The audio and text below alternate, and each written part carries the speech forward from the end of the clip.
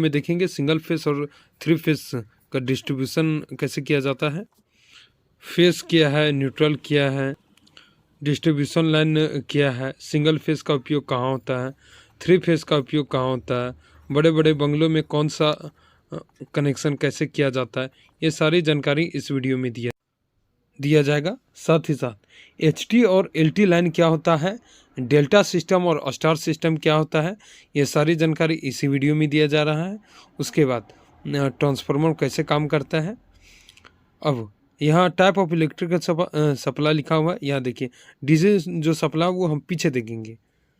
देखिए दोस्तों, what is face and neutral, face और न्यूट्रल में क्या अंतर है वो सबसे पहले हम जान लेते हैं।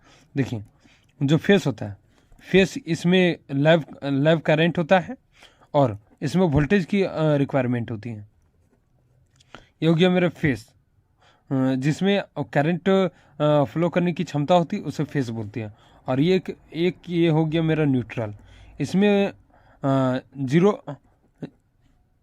जीरो वोल्टेज होता है, जीरो वोल्टेज होता है। और दूसरा इसमें रिटर्न करंट होता है, रिटर्न करंट।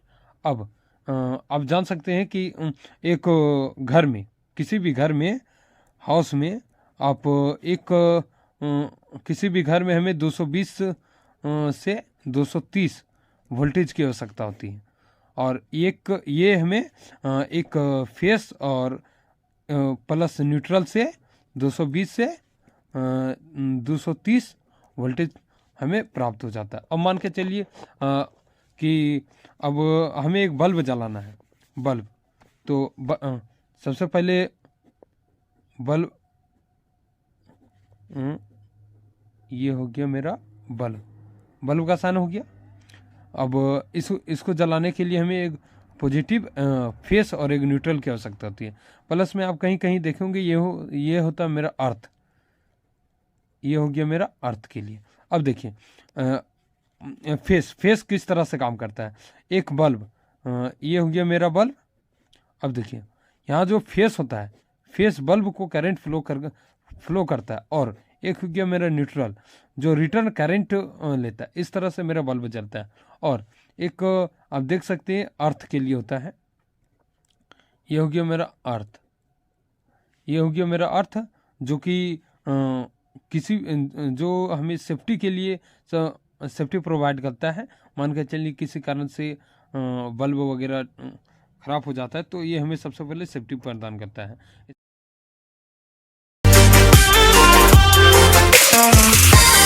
जो चित्र दिख रही है वो मैंने इलेक्ट्रिकल डिस्ट्रीब्यूशन कॉन्सेप्ट का चित्र बनाया है। हमारी जो एचटी लाइन होती है वहाँ पे केवल थ्री फेस की रिक्वायरमेंट होती है। इसको इसीलिए बोलते हैं three phase three wire system. दोस्तों जो हमारी एचटी लाइन होती है वो हम ट्रांसफार्मर को देते हैं। ये जो ट्रांसफार्मर होता है वो स्टेप डाउन ट्रांसफार्मर होता है, जो 11 केवी का होता है और ये 415 वोल्ट में ट्रांसफ़र करता है।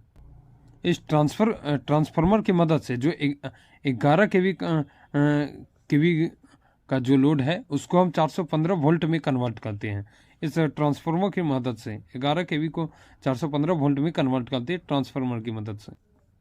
इस जो ट्रांसफार्मर से हम करंट,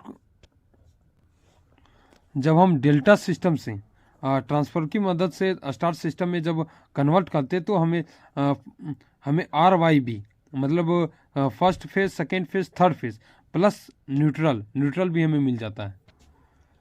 आप जान सकते हैं कि हमारा जो एचटी साइड होता है वो मेरा डेल्टा सिस्टम चलता है। और आप यहाँ जो एलटी सिस्टम चलता है, मतलब एलटी सिस्टम नीचे चलता है जो मेरा स्टार सिस्टम होता है। और एक बात और दोस्त कि हमें स्टार सिस्टम के अंदर हमें एक न्यूट्रल फेस भी न्यूट्रल मिलता है। आप यहाँ जोड़ सकते हैं कि face 1, face 2, face 3 plus star system के मदद से हमें एक न्यूट्रल मिला तो 3 face 4 wire, 1 2 3 face plus 4 wire, 1 2 3 4 wire. इस तरह से हमारा 3 फेस 4 वायर बन चुका है। अब देखिए दोस्त, ये जो हमारा ट्रांसफार्मर है वो मेरा स्टेप डाउन ट्रांसफार्मर है। इस अब देखिए, अब जो मेरा घर एक हाउस है उसमें हमें 220 से 230 वोल्टेज की रिक्वायरमेंट होती है। अब देखिए, अब सबसे पहले हमें जो फर्स्ट होता है वो मेरा आर होता है, सेकेंड वाला येलो और थर्ड वाला ब्लू। अब देखिए हमें आर आर जो हमें आर जो यहाँ मेरा फेस आया है, और एक हमें जो स्टार सिस्टम की मदद से हमें न्यूट्रल जो ट्रांसफार्मर से हमें मिला एक, अब यहाँ दे देते इस हाउस नंबर फर्स्ट में दे देते, तो ये मेरा रिक्वायरमेंट यहाँ पूरा हो जाता है। उसी तरह हम येलो में भी करते हैं तो सेकेंड वाला भी पूरा हो जाता है, इसी तरह से हम थर्ड वाला भी पूरा, मतलब आर वाला फर्स्ट नंबर हाउस में हम दिए और एक न्यूट्रल, उसी तरह से येलो सेकेंड वाला में और एक न्यूट्रल, उसके थर्ड वाला में ब्लू और एक न्यूट्रल। इस तरह से हम लाइन को डिस्ट्रीब्यूट करते हैं। मान के चलिए कि 20 घर होता है, 15 घर होता है, 15 घर में 5 घर हम आर में जोड़ेंगे और 5 घर हम येलो में जोड़ेंगे और 5 घर हम ब्लू में जोड़ेंगे। इस तरह से हम ट्रांसफार्मर को डिस्ट्रीब्यूट करने का काम करते हैं। अब मान के चलिए कि दोस्त कि हमें 3 फेज की रिक्वायरमेंट है, मतलब कि एक बड़ा बंगला है, वहाँ पे हमें 3 फेज की रिक्वायरमेंट है। तो हम क्या करते हैं कि सीधा ट्रांसफार्मर से यहाँ जो बंगला होता है उसमें हम सीधा डाल देते, तो वहाँ हमें टीपीएन की आवश्यकता होती है, टीपीएन। अब ये भी हम बताएंगे कि टीपीएन होता है क्या है अगला वीडियो में। इस तरह से दोस्त हम आज जान चुके हैं कि 3 वायर सिस्टम, 3 फेस और 4 वायर सिस्टम कैसे काम करता है।